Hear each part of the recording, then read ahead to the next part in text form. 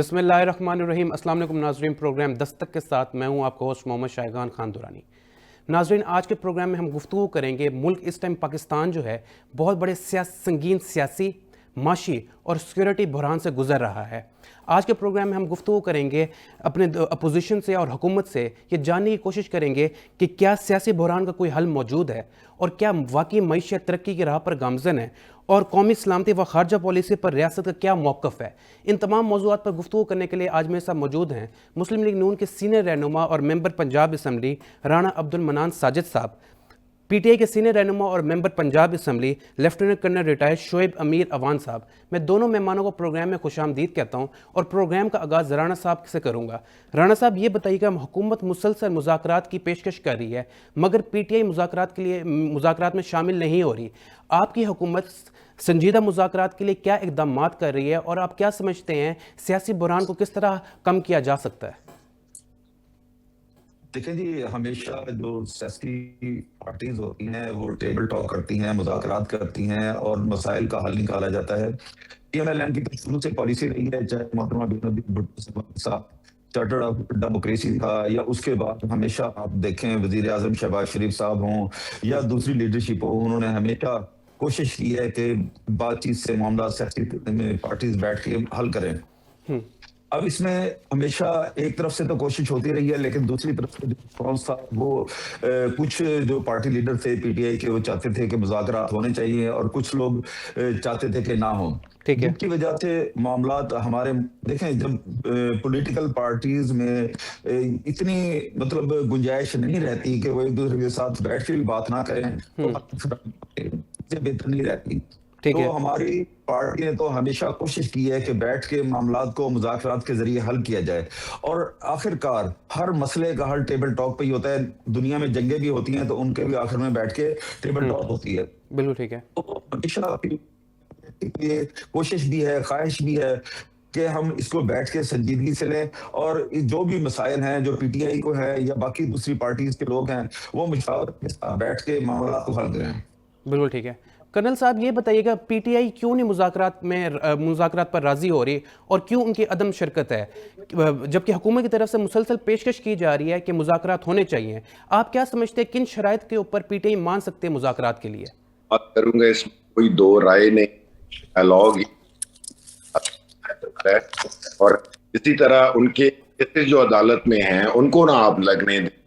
सियासी वर्कर्स अगर एक पुरअमन कॉल देते हैं, आप उनको अरेस्ट कर ले। क्या रखा गया है? क्या इस माहौल की क्या कंड्यूसिव एनवायरनमेंट पैदा की जा सकती हैं इन चीजों के साथ कि हमारी पार्टी लीडरशिप या हमारे लीडरान या हमारे चेयरमैन इमरान खान साहब डायलॉग की बात करेंगे, यास्मीन राशिद साहबा, फिर और बड़ी तो पहले कॉन्फिडेंस बिल्डिंग कंड्यूसिव एनवायरनमेंट पैदा करें, उसके बाद डायलॉग जो है कि सक्सेस की तरफ जा सके।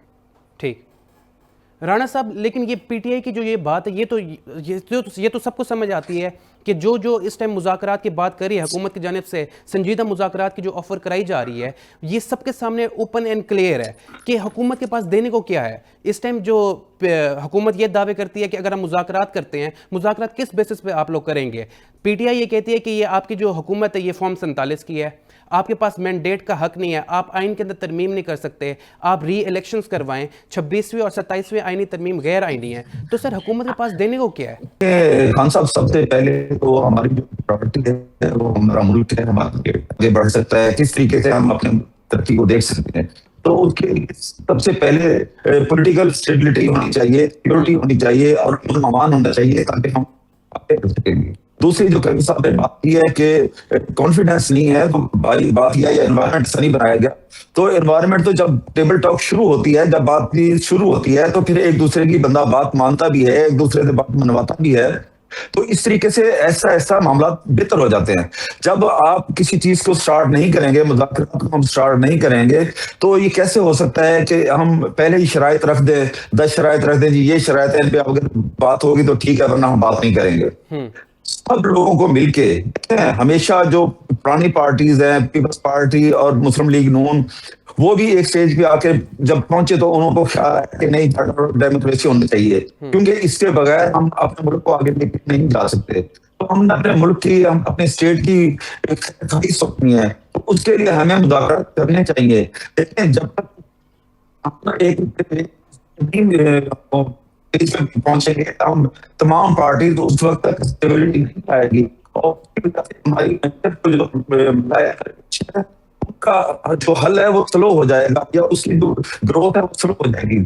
تو اس میں ہمیشہ مذاکرات شروع ہوتے ہیں تبھی بیٹھ کے کانفیڈنس بھی ہوتا ہے اور انوائرمنٹ بھی بن جاتا ہے مذاکرات شروع کرنے سے. اگر شروع نہیں کریں گے تو سامنے وہ ایک گیپ رہے گا، کمیونیکیشن گیپ جب ہوتا ہے تو اس میں چیزیں خراب ہوتی ہیں، کبھی بہتر نہیں ہوتی.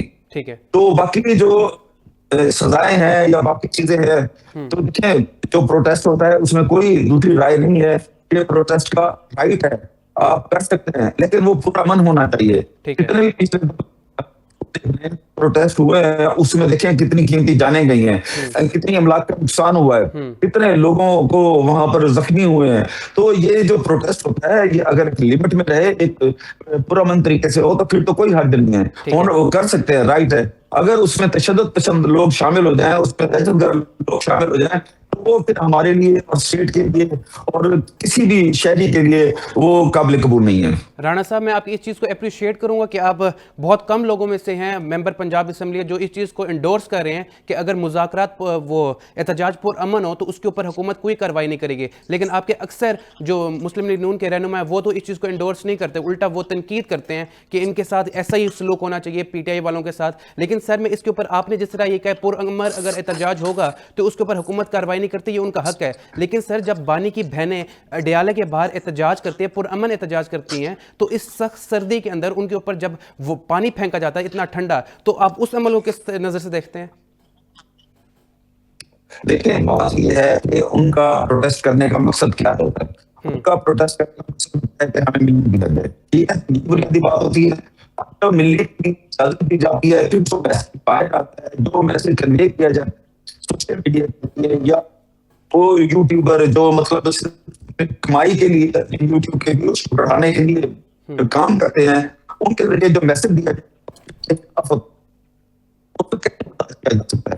لیکن سب سے پہلے ہمارے لیے ہم نے اس کا تحفظ کرنا ہے. اس کا اگر ہم اپنے لوگوں کو اس طریقے سے استعمال کریں، دیکھیں ہر یہاں پر کسی بھی پارٹی سے تعلق ہے وہ ہے تو ہمارے بھائی سارے تمام پارٹیز رانا صاحب، ہم نے اس ملک کے لیے اکٹھے مل کے کام کرنا ہے. میں آپ کی طرف پھر سے آؤں گا، آپ کی کوئی کنیکٹیوٹی کا ایشو ہے، میں ذرا کرنل صاحب کی طرف جاؤں گا. کرنل صاحب، وزیر اطلاعات نے پی ٹی آئی پر سخت بیان دیتے ہوئے کہا ہے کہ P T I T T P کے سیاسی ونگ کی طرح ہو گیا ہے، اس کے اوپر آپ کیا کہیں گے؟ جی میں تو ان کو سیریس لیتا ہی نہیں ہوں. جو وزیر اطلاعات پنجاب ہیں یا مرکز کے ہیں وہ تو ایک قسم کے سٹوجز ہیں.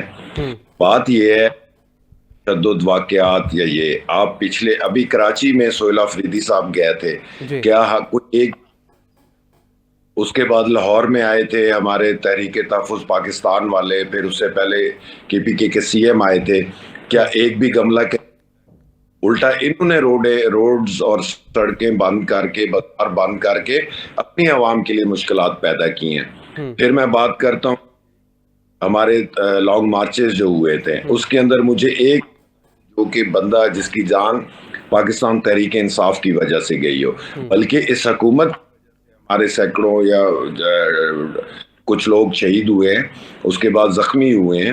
جو ایف سی والے بیچارے شہید ہوئے تھے، ان کو تو ایک لوکل گاڑی کے نیچے کسی وہ پی ٹی آئی کا بندہ بھی نہیں تھا. تو ہمارے جتنے آج ہیں آج تک پرتشدد نہیں رہے.